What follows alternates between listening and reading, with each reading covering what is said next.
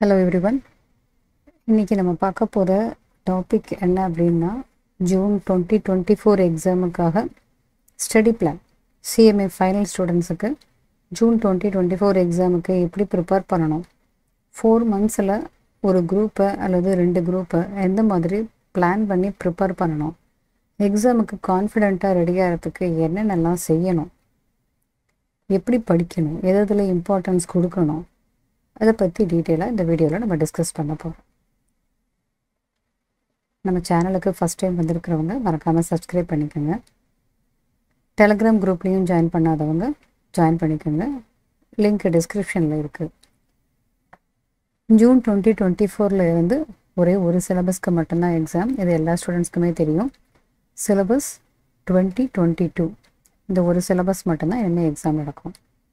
So already 2016 சிலபஸில் இருக்கிற students ஆட்டோமேட்டிக்காக தட் மீன்ஸ் அவங்க அப்ளை பண்ணி ஆன்லைனில் அப்ளை பண்ணி கன்வர்ஷன் அப்ளை பண்ணதுக்கப்புறம் 22 சிலபஸ்க்கு சேஞ்ச் ஆகும். ஸோ இது புக்கு வாங்கணுமா அல்லது ஓல்டு புக்கே ரெஃபர் பண்ணலாமா, இதை பற்றி ஆல்ரெடி வீடியோவில் நம்ம டிஸ்கஸ் பண்ணியிருக்கோம். இப்போ பார்க்க போகிறது 4 மந்த்ஸ் ஸ்டடி பிளான். ஏன் அந்த 4 மந்த்ஸ் ஸ்டடி பிளான்? எக்ஸாம் நார்மலாக ஜூன் 10th 11th அதை ஒட்டி இருக்கும். இப்போ நடுவில் நமக்கு ஜனவரியில் இப்போது 1 வீக் முடிய போகுது. ஜனவரி, பிப்ரவரி, மார்ச் அண்ட் ஏப்ரல் ஃபஸ்ட் வீக் வரைக்கும் ஒரு 4 மந்த்ஸுக்கு ப்ராப்பராக பிளான் பண்ணி படிச்சிட்டோம் அப்படின்னா நெக்ஸ்ட்டு எக்ஸாமுக்கு 2 மந்த்ஸ் கிட்டத்தட்ட கேப் இருக்கும். அந்த 2 மந்த்ஸில் இந்த 4 மந்த்ஸில் ஏதாவது நம்ம மிஸ் பண்ணியிருக்கிற டாபிக்ஸையும் கவர் பண்ணிவிட்டு ரிவிஷனும் அட்லீஸ்ட் 2 டைம்ஸ் ரிவிஷன் பண்ணுறது ரொம்ப ரொம்ப பெட்டராக இருக்கும் எக்ஸாமுக்கு கான்ஃபிடென்ஸாக அட்டன் பண்ணுறதுக்கு. ஸோ இந்த 4 மந்த்ஸ் ஸ்டடி பிளானில் ஒரு group, that is either group 3 or group 4 prepare பண்ணுற ஸ்டூடெண்ட்ஸு இந்த 4 மந்த்ஸுக்கும் ஃபஸ்ட்டு ஷெட்யூல் போட்டுக்கோங்க. போத் குரூப்ஸ் அப்பியர் ஆகிற ஸ்டூடெண்ட்ஸு அதுக்கு ஏற்ற மாதிரி இந்த 4 மந்த்ஸுக்குள்ளே 8 பேப்பர்ஸும் கவர் பண்ணுற மாதிரி ஷெட்யூல் போட்டுக்கணும். இப்போ ஜென்ரலாக என்ன பண்ணலாம், ஆவரேஜாக எடுத்தோம்னா ஒரு குரூப் எழுதுகிறப்ப ஒரு சப்ஜெக்ட்டுக்கு 1 மாதம் 4 மந்த்ஸில் கம்ப்ளீட் பண்ணுறோம். போத் குரூப்ஸ் எழுதுகிறவங்க ஆல்ரெடி ஏற்கனவே படிச்சிருப்பாங்க. போத் குரூப்ஸ் எழுதுகிறவங்க 4 மந்த்ஸுக்குள்ளே 8 பேப்பருமே புதுசாக படிக்கிறதுங்கிறது முடியாது. ஆல்ரெடி அவங்க ப்ரிப்பேர் பண்ணியிருக்கணும். அப்படி இருக்கிறப்ப 8 பேப்பர்ஸுமே 4 மந்த்ஸில் நம்ம படிக்க முடியும். ஏற்கனவே ஒரு குரூப் படிச்சிருந்தா இன்னொரு குரூப்பை ஃப்ரெஷ்ஷாக படிச்சுக்கிட்டே இருக்கிறப்ப ஏற்கனவே படித்த குரூப்பை திருப்பி ரிவைஸ் பண்ணிட்டு வர்றது ஈஸியாக இருக்கும். So single group or both groups இந்த 4 மந்த்ஸுக்கான ஸ்டடி பிளானை ஃபஸ்ட்டு பாயிண்ட்டு ஷெட்யூல் போட்டுக்கோங்க. First one schedule. இந்த ஷெட்யூலில் எந்தெந்த மந்தில் அல்லது எந்தெந்த வீக்கில் என்னென்ன டாபிக்ஸு என்னென்ன சப்ஜெக்டில் படிக்கணும் அப்படிங்கிறத முதல்ல ஷெட்யூல் போடுங்க. ஸோ ஆவரேஜாக 1 மந்த்து ஒரு சப்ஜெக்ட் அப்படின்னு நம்ம எடுக்கிறோம். அப்படி எடுக்கிறப்ப ஒரு சில சப்ஜெக்ட்டுக்கு கூடுதலாக டைம் தேவைப்படும். ஃபைனலில் குரூப் 3ல் direct tax and international taxation இதுக்கு கண்டிப்பாக 1 மந்த் இல்லை, ஃப்ரெஷ்ஷாக படிக்கிறப்போ அதுக்கு கூடவே டைம் தேவைப்படும். பட் அதே இதில் லா எடுத்துக்கிட்டோம்னா கொஞ்சம் தியரி தான், ரொம்ப சம்ஸ் எல்லாம் ஒர்க் அவுட் பண்ண வேண்டாம். அப்படிங்கிறப்ப தியரி பார்ட்டை கொஞ்சம் சீக்கிரமாகவே முடிக்கிறதுக்கும் சான்சஸ் இருக்குது. தென் அதர் 2 பேப்பர்ஸ் எஸ்எஃப்எம் கண்டிப்பாக டைம் எடுக்கும். எஸ்சிஎம்ங்கிறது ரொம்ப சிம்பிளாக தான் இருக்கும். உங்களுக்கு இன்டரில் ஆப்ரேஷன் மேனேஜ்மெண்ட்லேயும் அண்டு காஸ்ட் அண்ட் மேனேஜ்மெண்ட் அக்கௌண்டிங்லேயும் படித்தது கிட்டத்தட்ட இதில் கவர் ஆகிடும். ஸோ எக்ஸ்ட்ராவாக இருக்கிறதுல நீங்கள் இன்னும் கொஞ்சம் ப்ராக்டிஸ் பண்ண வேண்டியது இருக்கும். குரூப் 4ல் சிஎஃப்ஆர் நிறைய சம்ஸ் ஒர்க் அவுட் பண்ணி ப்ராக்டிஸ் பண்ணணும். இன்டைரக்ட் டாக்ஸேஷன் கொஞ்சம் வேஸ்டான போர்ஷன் இருக்கிறது, அது நிறையாவே டைம் எடுக்கும். And another one cost audit and management audit, இது ஓரளவுக்கு மீடியமாக தான் டைம் எடுக்கும். சிம்பிளாகவே கூட நீங்கள் முடிச்சிட முடியும். அண்ட் எலக்டிவ் பேப்பர் நீங்கள் எஸ்பிஎம்பிவி எடுத்துருக்கலாம், அல்லது நியூ பேப்பர்ஸ் 2 வந்திருக்கு இல்லையா, பேங்க் அண்ட் இன்சூரன்ஸு அல்லது என்டர்பிரினர்ஷிப், இதில் எது வேணாலும் எடுத்துருக்கலாம். ஸோ அதுக்கும் ஓரளவுக்கு மீடியமாக டைம் தேவைப்படும். ஸோ உங்களுக்கு எந்த சப்ஜெக்ட்டு ஈஸியாக இருக்கும், சீக்கிரம் ப்ரிப்பேர் பண்ண முடியும், எது கொஞ்சம் டைம் கூட எடுக்கும் அப்படிங்கிற மாதிரி பிளான் பண்ணிக்கோங்க. ஏன்னா எல்லாருக்குமே ஒரே மாதிரியான ஸ்டடி பிளான்ங்கிறது கரெக்டாக வராது. ஏன்னா சில பேருக்கு தியரி பார்ட்டில் கொஞ்சம் வீக்காக இருப்பாங்க. ப்ராப்ளம்ஸ் அண்ட் சொல்யூஷன்ஸ்னால் அதை மட்டுமே போடணுங்கிற ஒரு ஆர்வம் இருக்கும். ஆனால் ஒரு சில பேர் எப்படி இருப்பாங்கன்னா தியரி பார்ட் ரொம்ப பிடிக்கும், பட் ப்ராப்ளம்ஸ் அண்ட் சொல்யூஷன்ஸ் போட்டு பார்க்குறது அவங்களுக்கு அவ்வளவாக இன்ட்ரெஸ்ட் இருக்காது. ஸோ எதுவாக இருந்தாலும் நீங்கள் ரெண்டுக்குமே ஈக்குவல் இம்பார்ட்டன்ஸ் கொடுக்கணும். தியரி தான் எனக்கு பிடிக்கும்னு சொல்லி ப்ராக்டிக்கல் சம்ஸ் அதெல்லாம் ஒதுக்கக்கூடாது.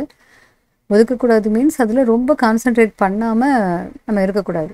கொஞ்சம் அதில் கூடுதலாக கான்சென்ட்ரேட் பண்ணணும்.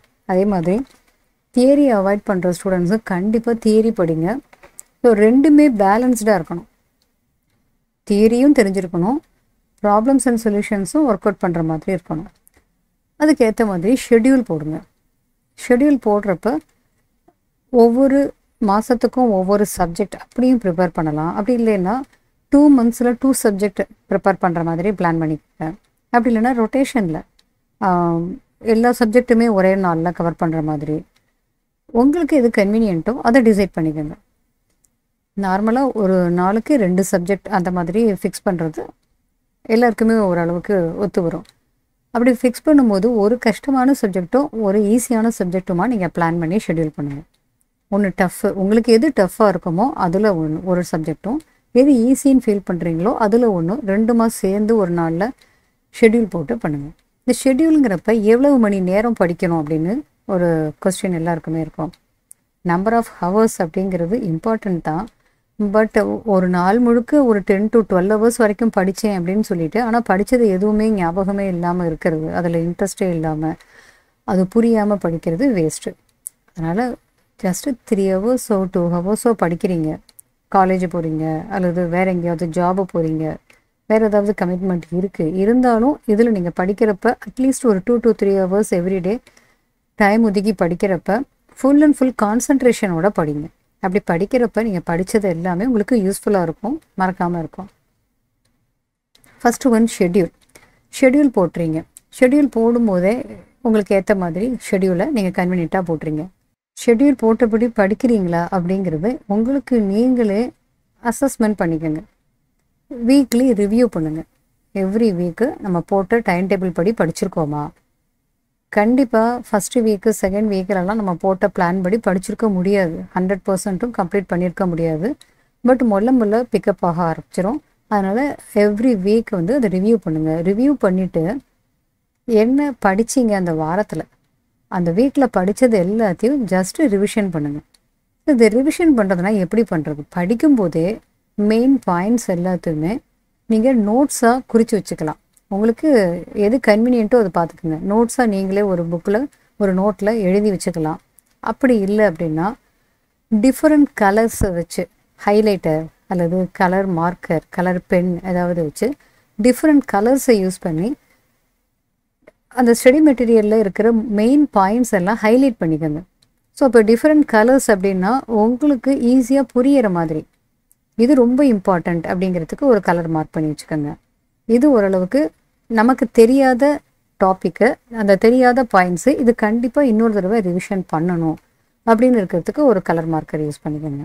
ஸோ இந்த மாதிரி மார்க் பண்ணும்போது திருப்பி புக்கை ஓப்பன் பண்ணி பார்க்கும்போதெல்லாம் உங்களுக்கு என்னென்ன பாயிண்ட்ஸு ஈஸியாக ஞாபகத்தில் இருந்தது, எது இன்னும் கண்டிப்பாக பார்க்கணும், இன்னும் கொஞ்சம் டிஃபிகல்ட்டாக இருக்குதுன்னு நினச்சது, அது எல்லாத்தையும் உங்களால் ஈஸியாக புரிஞ்சுக்க முடியும். அது திருப்பி அந்த பாயிண்டரில், தட் மீன்ஸ் அந்த கலரில் ஹைலைட் பண்ணதெல்லாம் உங்களுக்கு ஈஸியாக மெமரியில் நிற்கும். என்ன படிக்கணும்? டிஃப்ரெண்ட் கலர் பென்சிலெல்லாம் யூஸ் பண்ணுறோம். ஓகே, ஃபஸ்ட் அண்ட் ஃபார்மோஸ்ட் நான் சொல்கிறது எல்லாருக்குமே ஸ்டடி மெட்டீரியலுங்கிறது தான் இம்பார்ட்டன்ட். ஸ்டடி மெட்டீரியலை ஃபுல்லாக படிச்சிருங்க. அதுக்கப்புறம் சிஏ உடைய ஸ்டடி மெட்டீரியலும் கண்டிப்பாக ரெஃபர் பண்ணுங்க. ஃபைனல் ஸ்டூடெண்ட்ஸுக்கு மெயினாக சிஏ உடைய ஸ்டடி மெட்டீரியல், நம்ம இன்ஸ்டியூட்டுடைய ஸ்டடி மெட்டீரியல் ஃபஸ்ட்டு முடிச்சுட்டு சிஏ உடைய ஸ்டடி மெட்டீரியல், அப்புறம் நம்ம இன்ஸ்டியூட்டுடைய previous year question papers, suggested answers and revision test papers எல்லாம் முடிச்சுட்டு இதே மாதிரி சிஏ உடையதையும் last year question papers, revision test பேப்பர்ஸும் ரிவைஸ் பண்ணுங்கள். இதெல்லாம் பண்ணினாலே கான்ஃபிடென்ட்டாக உங்களால் ஒரு 60 to 70 மார்க்ஸுக்கு எழுதிட்டு வர முடியும். அது ஷியோராக உங்களால் மார்க்ஸும் எடுக்க முடியும். இப்போ இருக்கிற எக்ஸாம் பேட்டர்ன் எல்லா ஸ்டூடெண்ட்ஸ்க்குமே தெரியும். தெரியாத ஸ்டூடெண்ட்ஸ்க்காக சொல்கிறேன். எம்சிக்யூ ஒரு 30 மார்க்ஸுக்கு எவ்வளோ சப்ஜெக்ட்லேயுமே இருக்குது. அப்போ டிஸ்கிரிப்டிவாக எழுத வேண்டியது 70 மார்க்ஸுக்கு தான். இந்த எம்சிக்யூ 30 மார்க்ஸுக்கும் நீங்கள் ஷியோராக ஆன்சர் அட்டன் பண்ணியிருக்கீங்க, கண்டிப்பாக கிடைக்கும்னு சொன்னால் 30 மார்க்ஸ் ஷியோராக வந்துடும். எக்ஸ்ட்ராவாக ஒரு 10 or 20 மார்க்ஸ் எவ்ரி சப்ஜெக்டில் கிடைச்சாலுமே 50-50 அக்ரிகேட்டும் உங்களுக்கு வந்துடும். அப்போ அந்த எம்சிக்யூக்கு எப்படி ப்ரிப்பேர் பண்ணணும்? இப்போ நான் சொன்னது தான், ஸ்டடி மெட்டீரியலில் படிக்கும்போது உங்களுக்கு முக்கியமான பாயிண்ட்ஸ்னு தோன்றது எல்லாத்தையுமே ஹைலைட் பண்ணிக்கிட்டே வரீங்க, அல்லது நோட்ஸில் குறிச்சிக்கிட்டே வரீங்க. இப்போ ஒரு problems and solution work out பண்ணும்போது அது இதுதான் ஆன்சர் வரும் அப்படின்னு நீங்களாக கண்ணால் பார்த்துட்டு வாயால் சொல்கிறத விட நோட்டில் எடுத்து ஒரு சம்மை ஒர்க் பண்ணி பாருங்கள். ஒரு சாப்டரில் 10 கொஸ்டின் பார்க்குறீங்க அப்படின்னா அதில் குறைஞ்சது 2 கொஸ்டினாவது ஒர்க் அவுட் பண்ணி பாருங்கள். அப்படி ஒர்க் அவுட் பண்ணும்போது எந்த இடத்துல மிஸ்டேக் விட்டுருக்கீங்க அப்படின்னு பார்க்குறத அவங்களுடைய நோட்ஸில் குறித்து வச்சுக்கோங்க.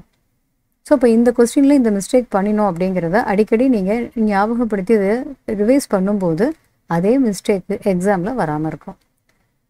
ஸோ எம்சிக்யூக்கு நல்லா ப்ரிப்பேர் பண்ணுறதுக்கு புக்கு ஃபுல்லாகவும் படிக்கணும், அதோட ப்ரீவியஸ் இயர் கொஸ்டின் பேப்பர்ஸும் பார்க்கணும். ஒருவேளை அதில் ரீசனோட இனிமேல் கொஸ்டினில் கேட்டாலும் அந்த ரீசனும் எக்ஸ்பிளைன் பண்ணுறதுக்கு அதனோட கான்செப்டை நல்லா புரிஞ்சு படிக்கணும்.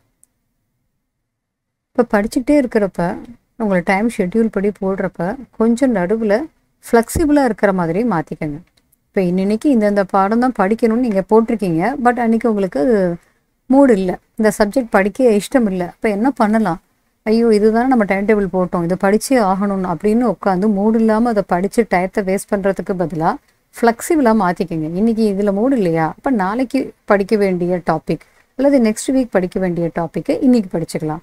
அதில் உங்களுக்கு இன்ட்ரெஸ்ட் இருந்ததுன்னா டக்குன்னு அதை இன்றைக்கி முடிச்சிட்டிங்கன்னா போர்ஷன்ஸை கம்ப்ளீட் பண்ணிக்கிட்டே வரலாம். ஸோ ஸ்டடி பிளானில் ஃபஸ்ட்டு ஷெட்யூல் போட்டுக்கோங்க.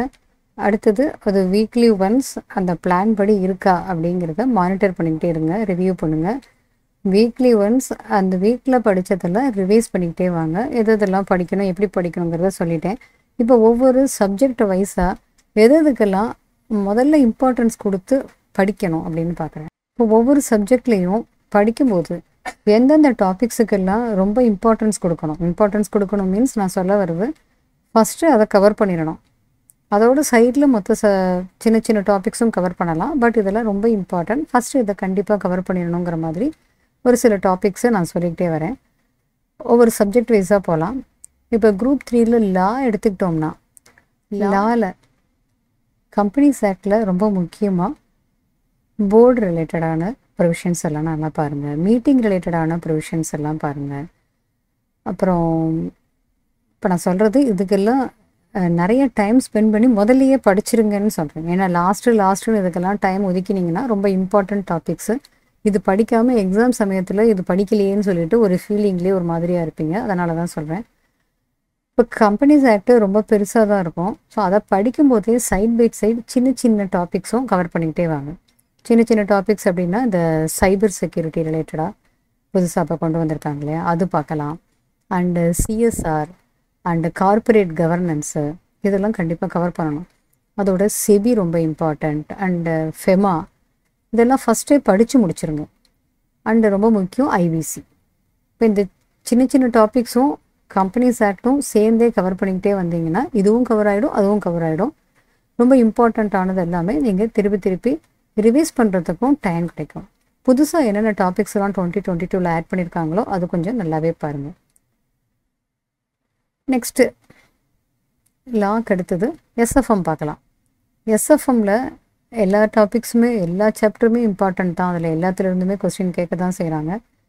ஃபஸ்ட்டு நீங்கள் போர்ட்ஃபோலியோவை ஃபுல்லாக கவர் பண்ணிவிடுங்க. போர்ட்ஃபோலியோ சாப்டரை ஃபுல்லாக கவர் பண்ணிடலாம்.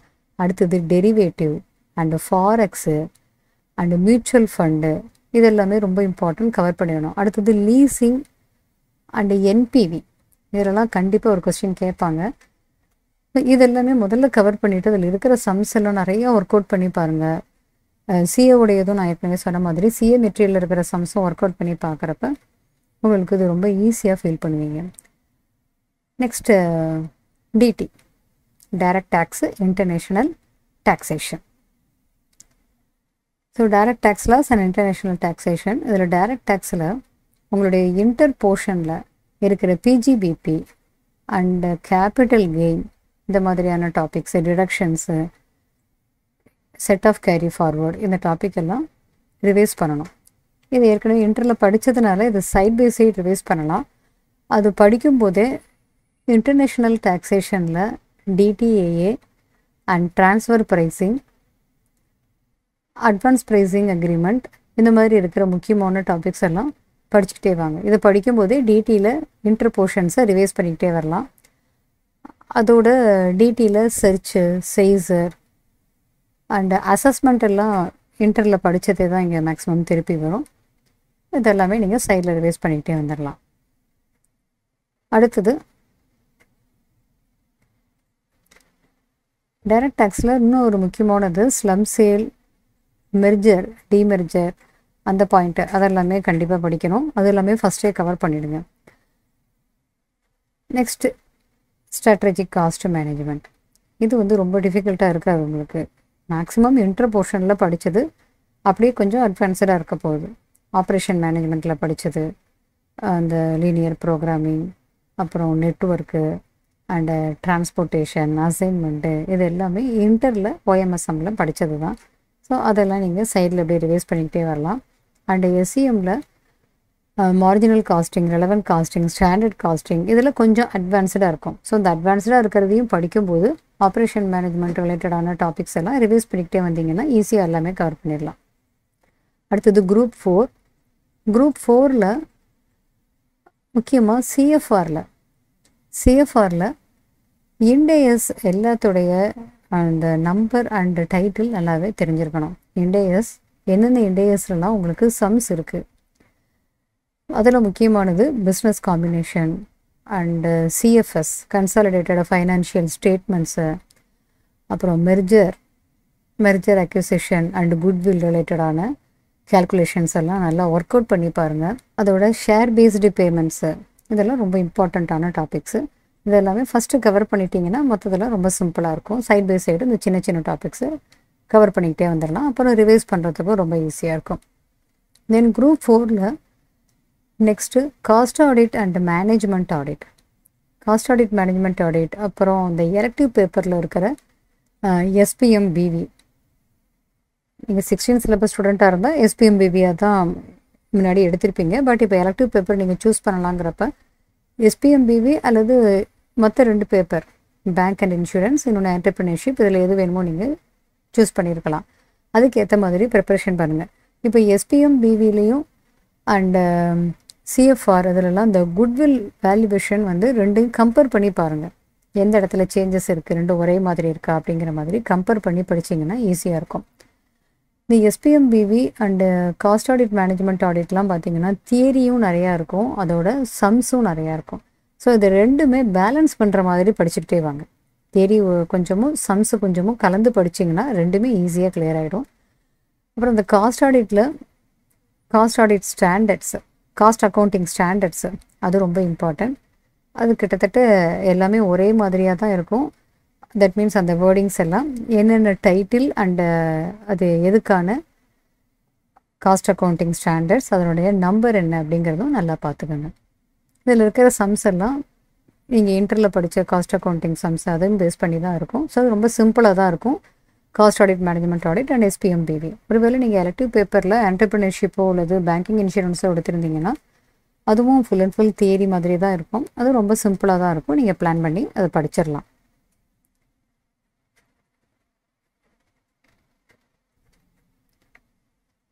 நெக்ஸ்ட்டு IDT, இன்டைரக்ட் டேக்ஸஸில் இன்டரில் படித்த இன்டைரக்ட் டேக்ஸஸ் அப்படியே வரும். அது தவிர எக்ஸ்ட்ராவாக அடிஷ்னலாக வரும்.